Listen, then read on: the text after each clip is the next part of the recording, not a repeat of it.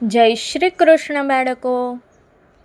આજે જોઈશું એપિસોડ 4, દમનકની બુદ્ધિ અને પિંગલક સંજીવકની પ્રથમ મુલાકાત. બાળમિત્રો, ધારો કે કોઈ રાજા કોઈ અજાણી વસ્તુથી ડરી ગયો હોય અને તમને ખબર પડી જાય કે એ ડરનું સાચું કારણ શું છે, તો તમે શું કરશો?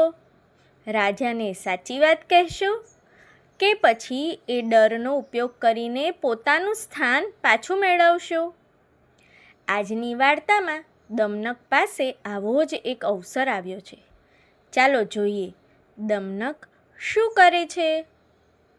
પાછલા એપિસોડમાં આપણે જોયું કે પિંગલક યમુના કિનારે પાણી પીવા ગયો હતો. ત્યાં તેને સંજીવકની ગર્જના સાંભળી. અવાજ એટલો પ્રચંડ હતો કે જંગલનો રાજા પણ ગભરાઈ ગયો.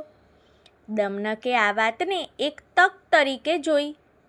કરટકે તેને સમજાવ્યું હતું, બીજાના કામમાં વિના કારણ દખલ કરશો નહીં, અને એ જ વાત સમજાવવા માટે તેને ફાચર કાઢનારા વાંદરાની ઉપકથા કહી હતી. પણ દમનકનો વિચાર જુદો હતો. તે માનતો હતો યોગ્ય સમયે રાજાની સેવા કરવી એ દખલ નથી, એ મંત્રીનું કર્તવ્ય છે. દમનક ધીમે ધીમે પિંગલકની પાસે ગયો. નમન કરી થોડે અંતરે ઊભો રહ્યો. પિંગલકે તેની તરફ જોયું. દમનક, તું અહીં કેમ આવ્યો છું? દમનકે ખૂબ શાંતિથી કહ્યું, મહારાજ, આપની ચિંતા જોઈને હું કારણ જાણવા આવ્યો છું. પિંગલકે થોડું મૌન રાખ્યું, પછી બોલ્યો, તમે પણ એ જ અવાજ સાંભળ્યો છે? દમનકે જવાબ આપ્યો, હા મહારાજ. તો તને ખબર છે કે એ શું છે? દમનકે તરત જવાબ આપ્યો નહીં. તે જાણતો હતો કે રાજાના મનમાં ભય છે, અને ભયના સમયે ઉતાવળમાં બોલાયેલું એક વાક્ય પણ મોટી અસર કરી શકે છે. તેણે કહ્યું, મહારાજ, મેં તે પ્રાણી જોયું છે. પિંગલકની આંખો પહોળી થઈ ગઈ. તું તેની પાસે ગયો હતો? હા મહારાજ. પિંગલકે પૂછ્યું, અને તે પ્રાણીએ તને કંઈ કર્યું નહીં? દમનકે સ્મિત કરીને બોલ્યો, મહારાજ, બુદ્ધિથી કામ લેનાર માટે મુશ્કેલી પણ માર્ગ બની શકે છે.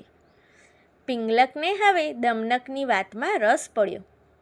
તો પછી એ કોણ છે?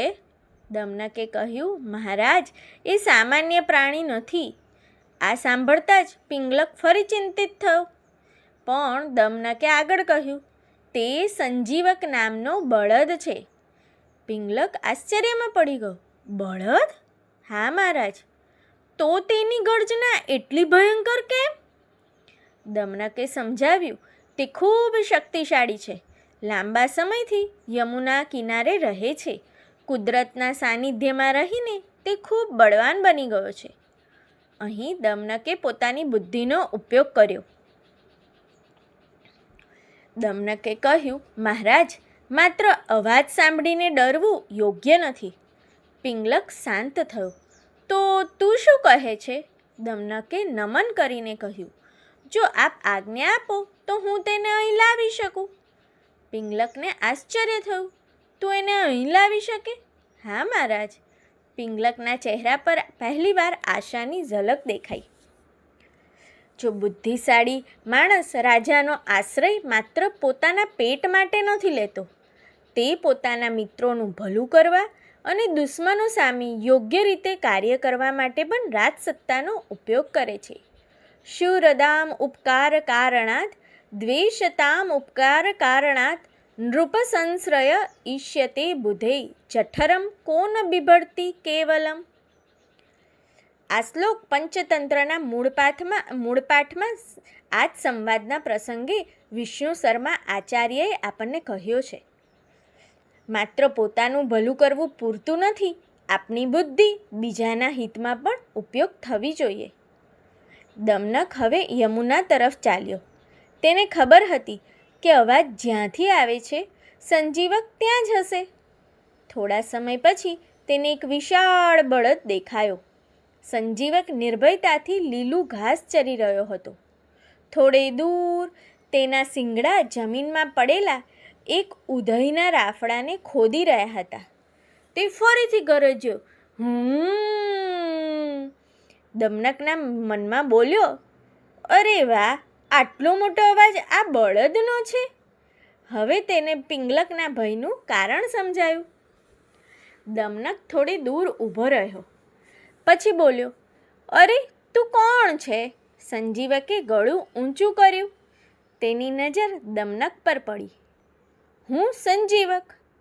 દમનકે પૂછ્યું, અને તું આ જંગલમાં એકલો કેમ રહે છે? સંજીવકે પોતાની આખી વાત કહી. વર્ધમાન, યાત્રા, યમુનાનું દલદલ, ઈજા અને પછી એકલો રહીને સાજો થવાની વાત. દમનકે ધ્યાનથી સાંભળ્યું. હવે તેને સમજાયું કે સંજીવક કોઈ દુષ્ટ પ્રાણી નહોતો. તે તો માત્ર પરિસ્થિતિના કારણે જંગલમાં આવી પહોંચેલો નિર્દોષ બળદ હતો. પછી દમનકે કહ્યું, સંજીવક, તારી ગર્જના સાંભળીને જંગલનો રાજા પિંગલક અહીં આવ્યો છે.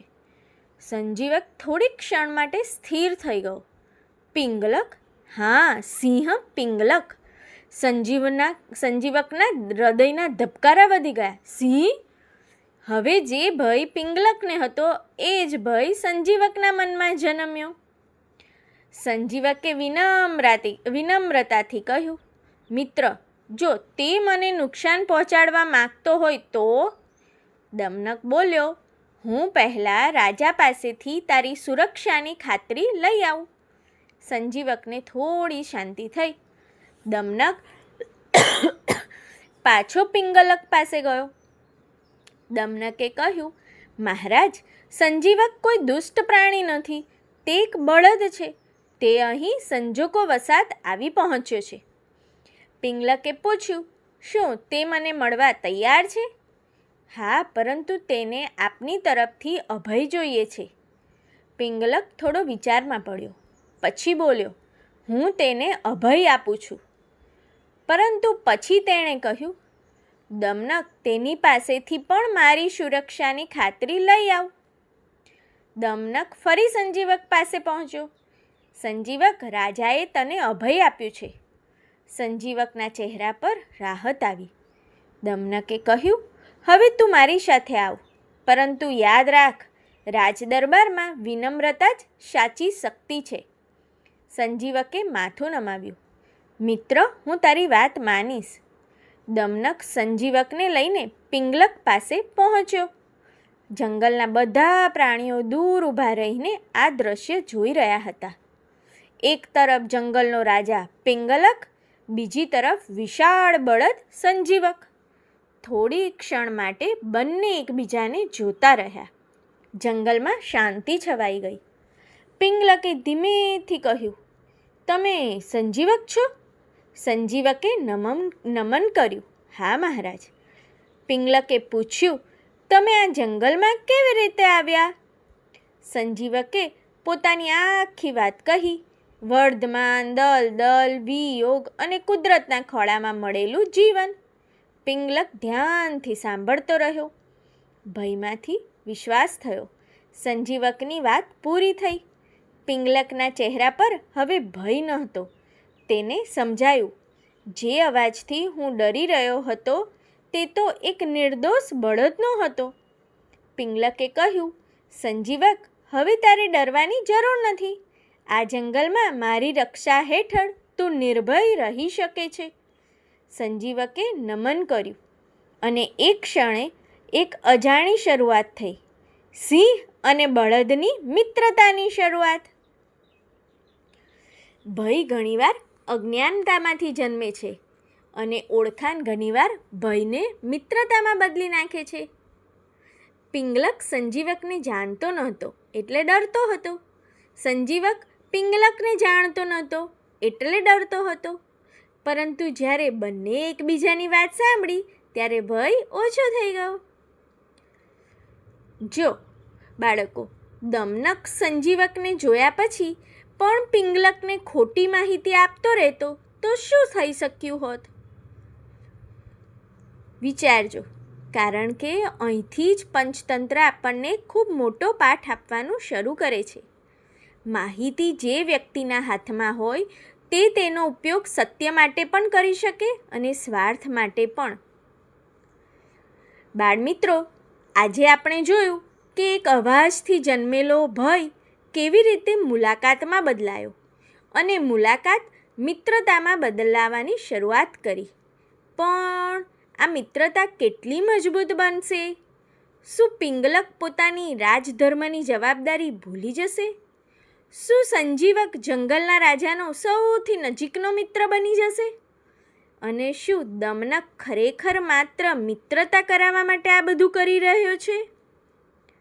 આગળની કથામાં આ પ્રશ્નો ખૂબ મહત્ત્વના બનશે. જેને આપણે જાણતા નથી તેનાથી ડરવું સહેલું છે, પરંતુ તેને સમજવાનો પ્રયત્ન કરવો એ જ સાચી બુદ્ધિ છે. આગામી એપિસોડમાં મળીએ. જય શ્રી કૃષ્ણ.